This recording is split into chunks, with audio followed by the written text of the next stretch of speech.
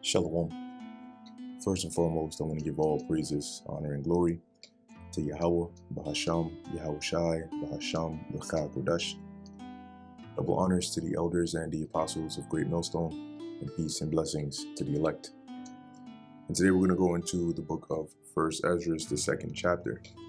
And as the continuation from the first chapter, as we went through, the first chapter was mainly a recap leading up to from the point of Josiah up until the Babylonians, up until the time of the Persians.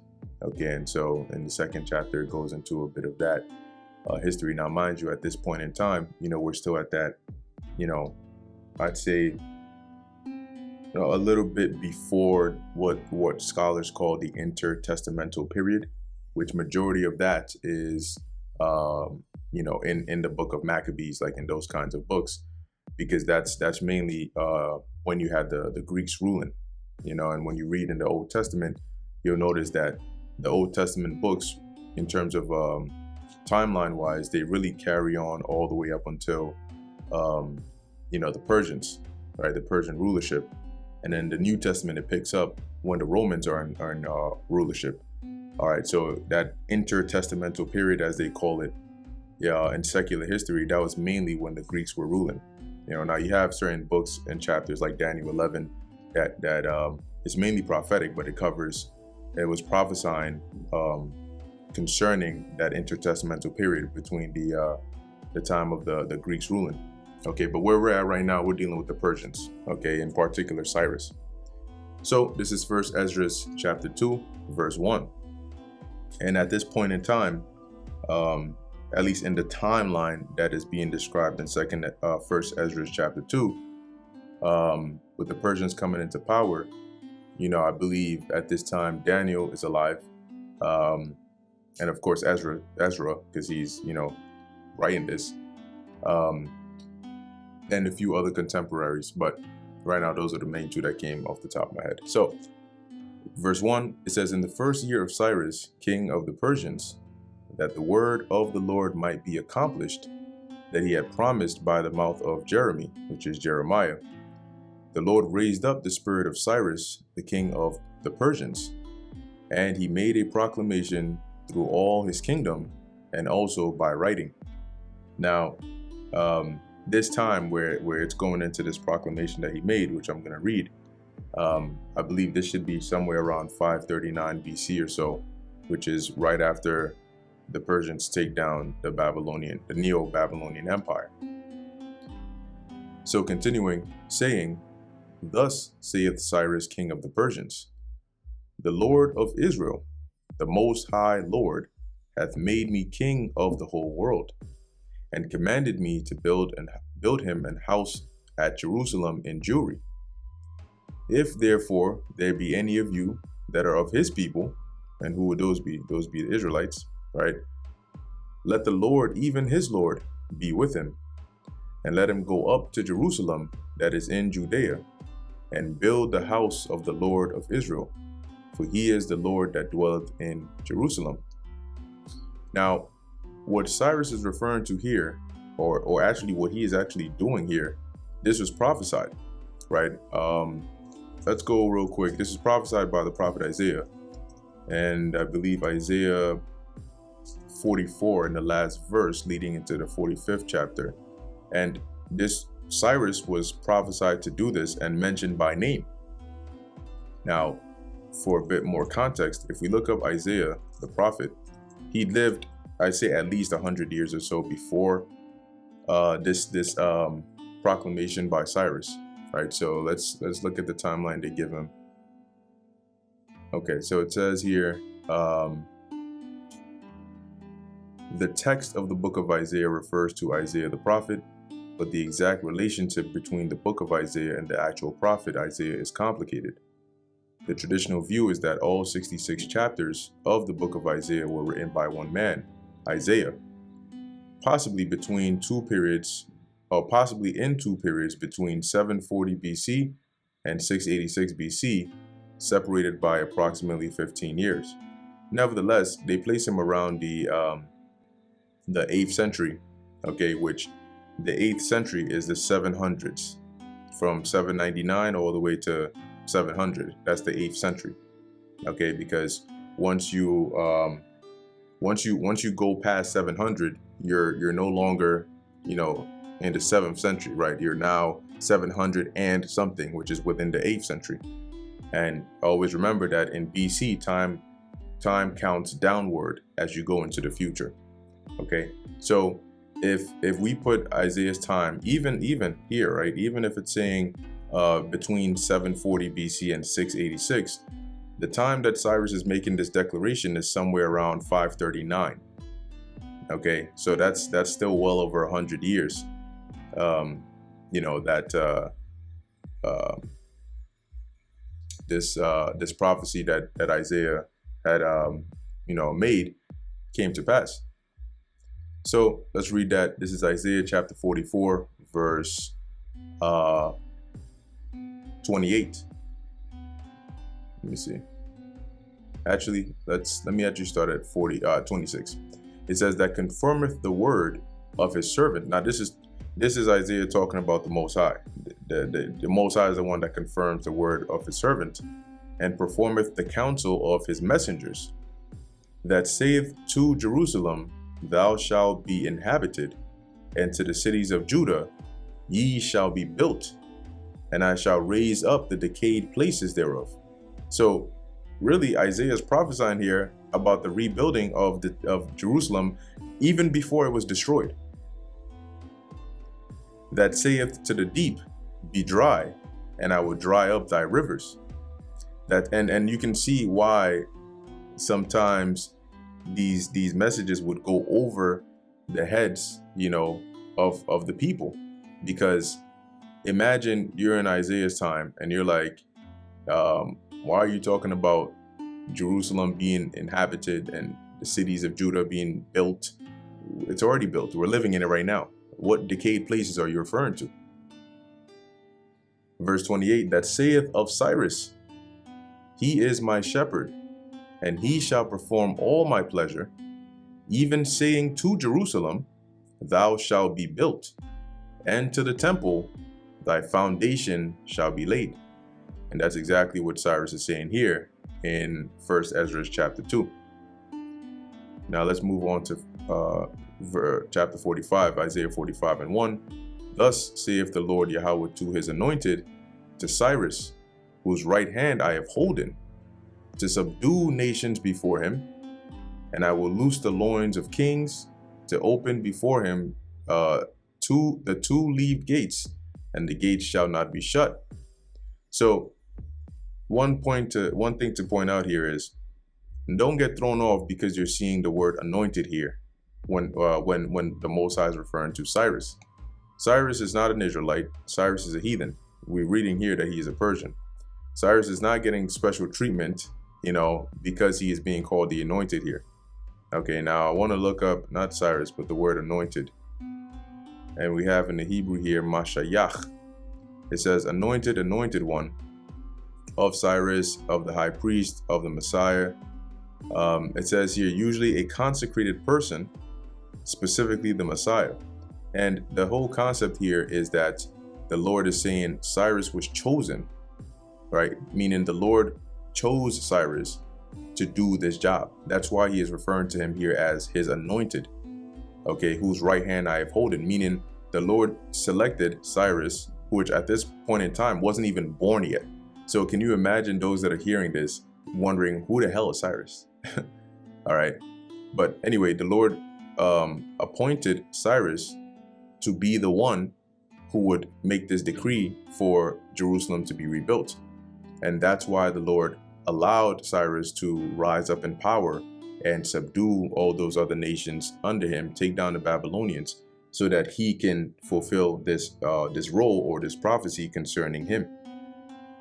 Okay, so going back to 1 Esdras chapter 2 and reading again what Cyrus is saying, right? The Lord raised up the spirit of Cyrus, the king of the Persians, and he made proclamation throughout all his kingdom, and also by writing, saying, and we're going to get to that writing part, saying, "Thus saith Cyrus, king of the Persians, the Lord of Israel," keyword Israel, "the Most High Lord hath made me king of the whole world." And we read the Lord said that he would, basically loosen the loins of kings before Cyrus, and commanded me to build him an house at Jerusalem in Jewry. Now, that writing here, there's actually something known as the Cyrus cylinder. And we can look into that because there are different archaeological findings that do back up different events that we read about happening in the scriptures. Okay, now it says the Cyrus cylinder is an ancient clay cylinder, now broken into several pieces, on which is written an Achaemenid royal inscription in Akkadian cuneiform. And cuneiform is basically this form of writing here that you can see, where they use these symbols to, represent, or actually, I think it's actually just like the etching of of these characters into like clay, or as you can see here, these walls and so on. And as you can see, it says cuneiform is a logo-syllabic writing system that was used to write several languages in the ancient Near East. The script was in active use from the early Bronze Age and until the beginning of the Common Era. Cuneiform scripts are marked by and named for the characteristic wedge-shaped impressions, which form their signs. Cuneiform is the earliest known writing system and was originally developed to write the Sumerian language of southern Mesopotamia. So going back to what we were reading about the Cyrus cylinder, and you can read more about cuneiform if you're interested. It says here, script in the name of the Persian king Cyrus the Great. It dates from the 6th century BC and was discovered in the ruins of the ancient Mesopotamian city of Babylon, now modern-day Iraq, in 1879. Cool, good stuff. It is currently in the possession of the British Museum. It was created and used as a foundational deposit following the Persian conquest of Babylon in 539 BC, while the Neo-Babylonian Empire was invaded by Cyrus and incorporated into his Persian Empire. Now, the main part I want to read here is pertaining to this. The cylinder's text has traditionally been seen by biblical scholars as corroborative evidence of Cyrus's policy of the repatriation of the Jewish people, meaning basically allowing them to go back to their land, following their Babylonian captivity. And that's what we're reading, right? And we're going to continue to read in 1 Esdras, the 2nd chapter. An act that the book of Ezra attributes to Cyrus. And something to call out here is 1 Esdras and Ezra that you read in the not in the Apocrypha, but in just the regular Old Testament. There are a lot of parallels in there, right? The accounts you read in Ezra are also written in 1 Esdras. Ezra and Esdras are the same people or the same person. As the text refers to the restoration of cult sanctuaries and repatriation of deported peoples. This interpretation has been disputed, as the text identifies only Mesopotamian sanctuaries and makes no mention of Jews, Jerusalem, or Judea.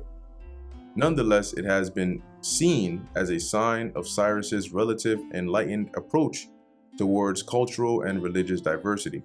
And the reason is, especially in today's day and age, a lot of these historians, scholars, and whatnot, they're mainly carnally driven, meaning that when they find these things, they want to see it says exactly this before we can acknowledge that that's what it's talking about. Okay, but you can think of it like this, right? Today, you may have some conversations that go on behind closed doors, and I mean like on a governmental level, right? And maybe it stems from some goal or endpoints that they're trying to reach, right? But when the president actually comes out and signs an executive order, the executive order is not always detailed, like at least on the high level as to what the entirety of the goal is supposed to be. Like some of these executive orders are, they're broad so that they can encapsulate a lot of things in them. So you can imagine reading about an executive order and thinking that just because of the headline of the order, it means this. But you find out later on that because of that same executive order, there's a lot more to it, than you originally thought.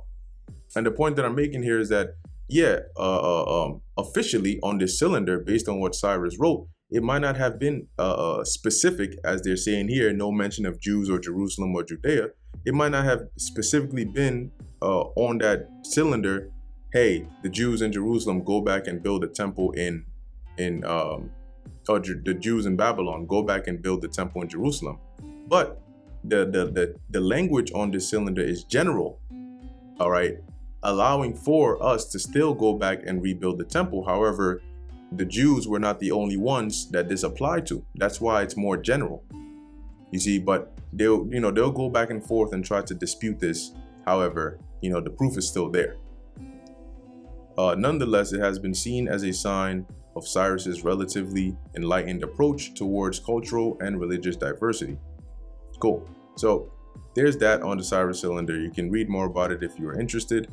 But let's go back to First Esdras chapter 2.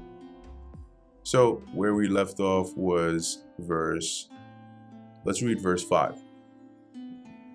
Verse 5, it says, "And if therefore there be any of you that are of his people, let the Lord, even his Lord, be with him, and let him go up to Jerusalem that is in Judea, and build the house of the Lord of Israel, for he is the Lord that dwelleth in Jerusalem." And remember, at this point in time, Jerusalem has been destroyed. The walls have been broken down. The temple has been burnt. Okay, because that's what the Babylonians did. But now we're going back to rebuild it.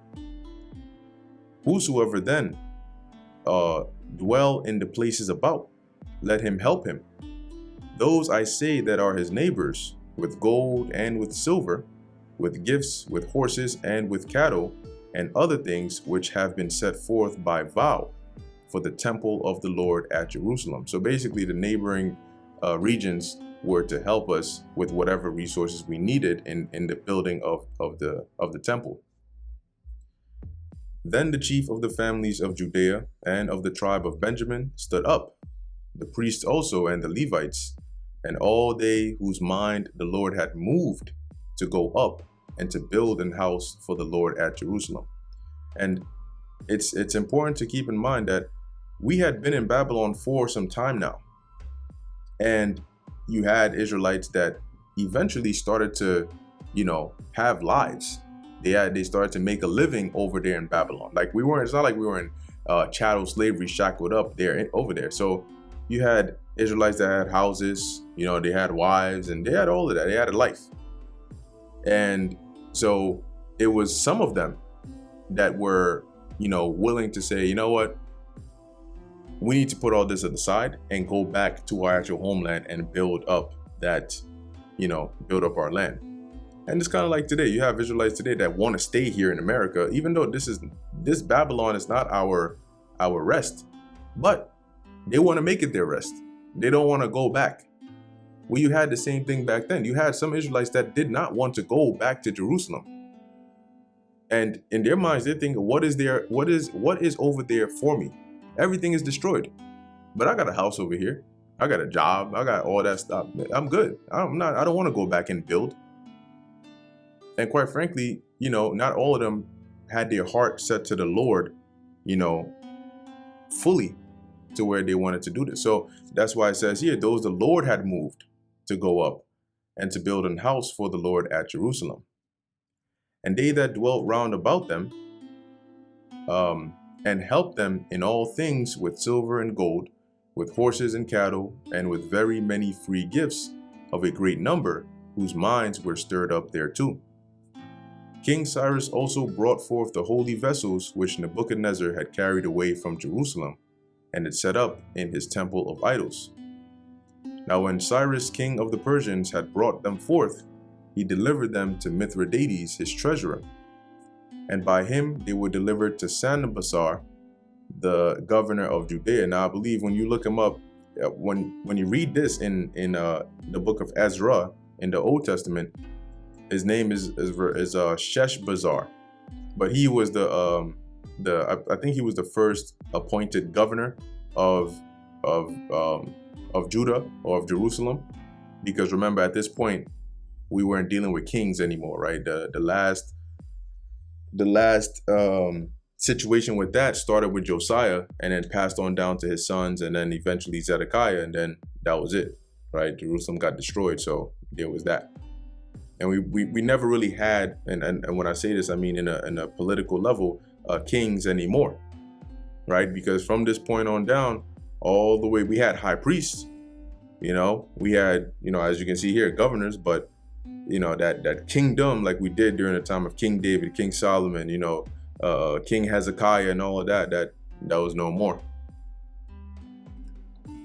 Verse 13, and this was the number of them: 1,000 gold cups and 1,000 of silver, censers of silver 29, vials of gold 30, and of silver 2,410, and 1,000 other vessels. So all the vessels of gold and of silver which were carried away were 5,469. That's 5,469. These were brought back by Sanabassar, together with them of the captivity from Babylon to Jerusalem. But in the time of Artaxerxes, so now remember, this is like a recap here that's happening. So when Cyrus came into power, he allowed us to go back. He gave us the resources, the permission, and the vessels, and we went back. And as we went back, between verse 15 and 16, some time has passed now. And within that time, we've started doing some rebuilding. We've laid the foundation of the temple and all of that. But in verse 16, Cyrus is no longer the king. Cyrus is dead. So verse 16, when it mentions Artaxerxes, this is referring to Cambyses II, which is the king who succeeded Cyrus, and that was his son. Okay, if we go up, see if it actually links us to Cyrus somewhere here. Cyrus the Great, there you go. And if we look at his successor, it was Cambyses II. That was his son. Okay, and that's who is being referred to here as Artaxerxes. And as we're about to read, during his time, the building of the temple was then halted. Right, so it says here, but in the time of Artaxerxes, king of the Persians, Belimus and Mithridates and Tabalius and Rathamus and Beeltethmus and Semelius the secretary, with others that were in commission with them, dwelling in Samaria and other places, wrote unto him against them that dwell in Judea and Jerusalem these letters following. So these people, these names that were mentioned, these were people who, like it says, they were dwelling in Samaria and these other neighboring places. But keep in mind that with the Persians in rule, these Judea, Samaria, these are now provinces under control of the Persian Empire, and they have governors or people in who've been appointed to basically oversee those different areas. So these people were in some form of a position to where they could influence the king based on this report they're trying to give, or at least that they gave.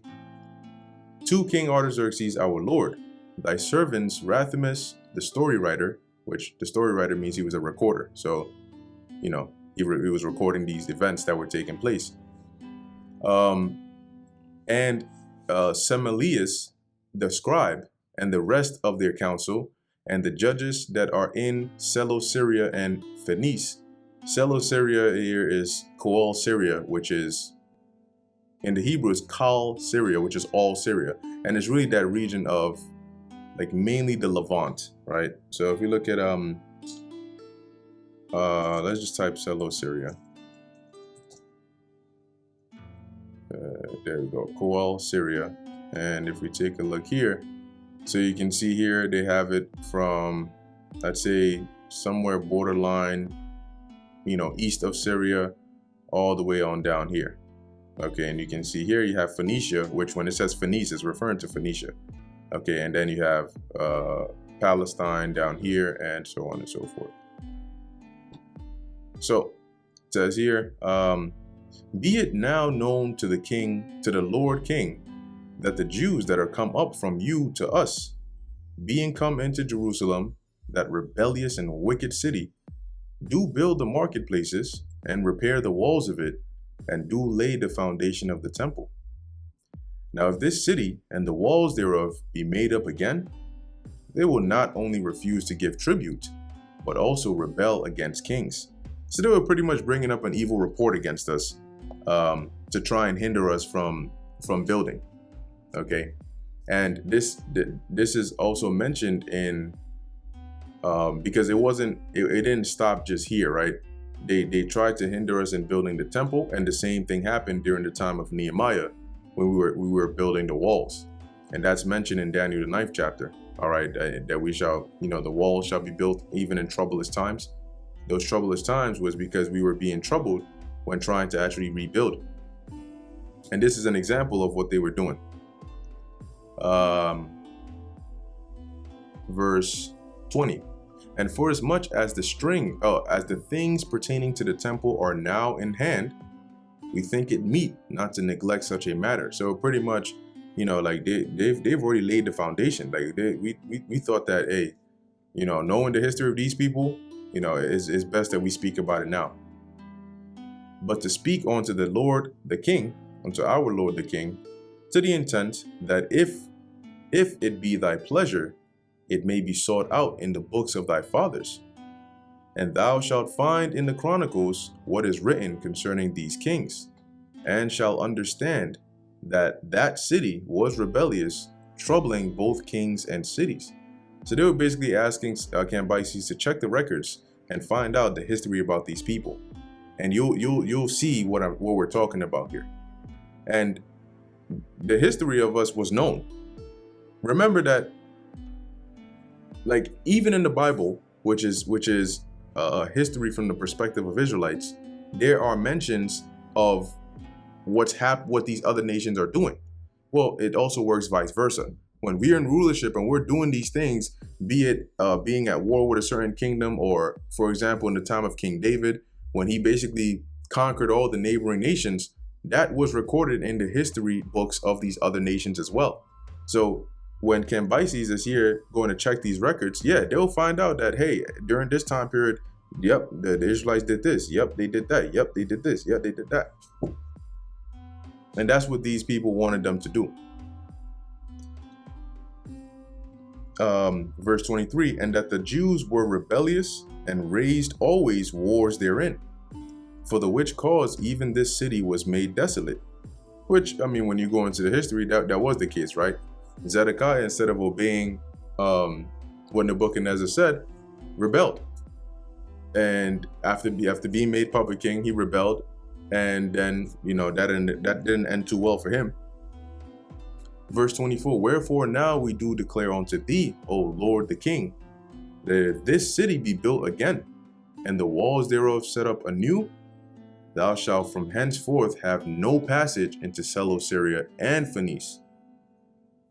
Then the king wrote back again to Rathimus, the story writer, to Beeltethmus, to Similius, the scribe, and to the rest that were in commission and dwellers in Samaria and Syria and Phoenice after this manner.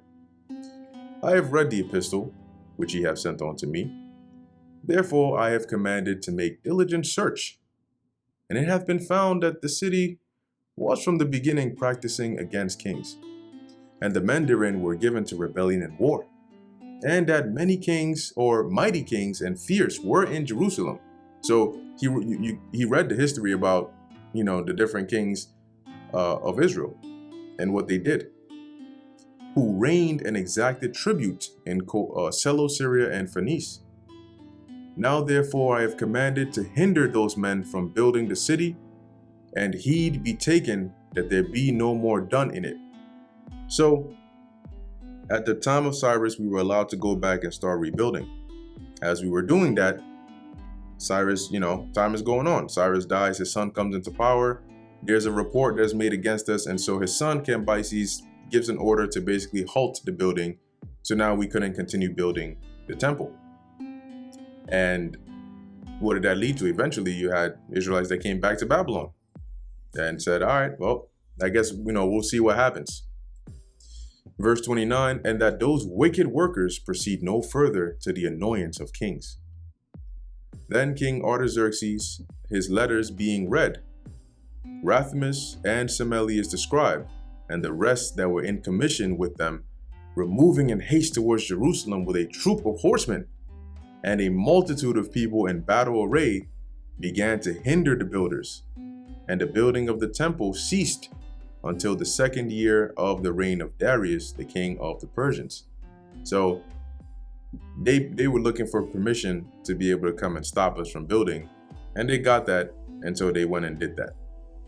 And that brings us to the end of 1 Esdras, the 2nd chapter. Lord willing, that was edifying to the elect. In closing, I want to give all praises, honor, and glory to Yahweh, Bahasham, Yahushai, Bahasham, Rachak Kodash, and until next time, Shalom.